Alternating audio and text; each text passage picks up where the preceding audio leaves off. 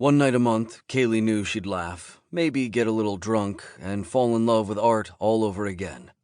It didn't matter that she was constantly surrounded by it, or that she worked with it and lived in it daily.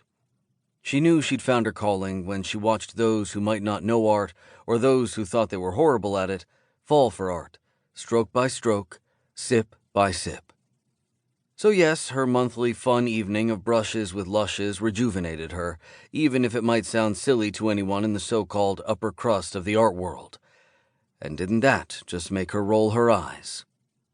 She'd lived in that world for far too long.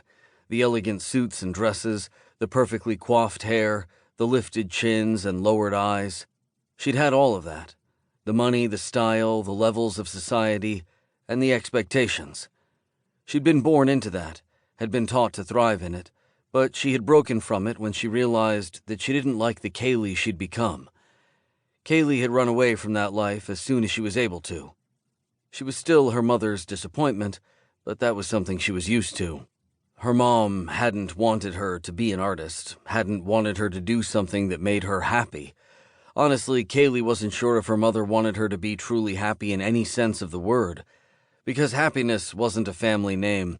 It wasn't becoming what or who her family was destined to be. It didn't lead to the next connection, didn't strengthen the bonds between those who made money and those who elevated their statuses. Happiness wasn't any of that.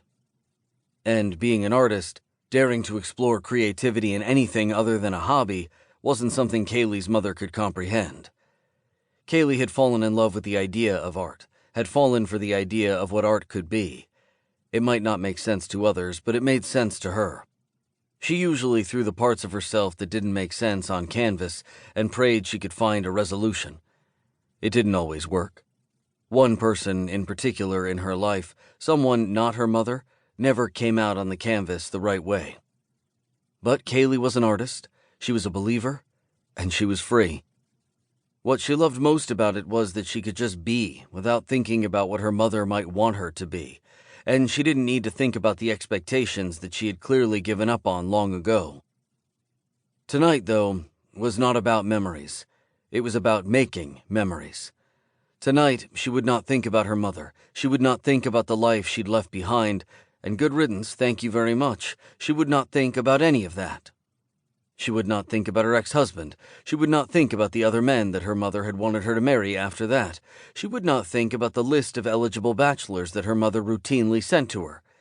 Mailed, not emailed, not sent by carrier pigeon, not even by text. No, her mother painstakingly hand-wrote every single name in the most perfect cursive ever, almost calligraphy, and sent Kaylee the names of who she thought her daughter should marry next. It was bad enough that Kaylee was a divorcee, but in her mother's eyes, she could not remain single at her old age. That age only being in her 30s, but that wasn't something she was going to talk about. She wasn't vain, but she did not like talking about her age. It wasn't as if she were old, but her mother made her feel that way every time she sent along a new skin cream for Kaylee to try. A fancy night cream to help with those wrinkles.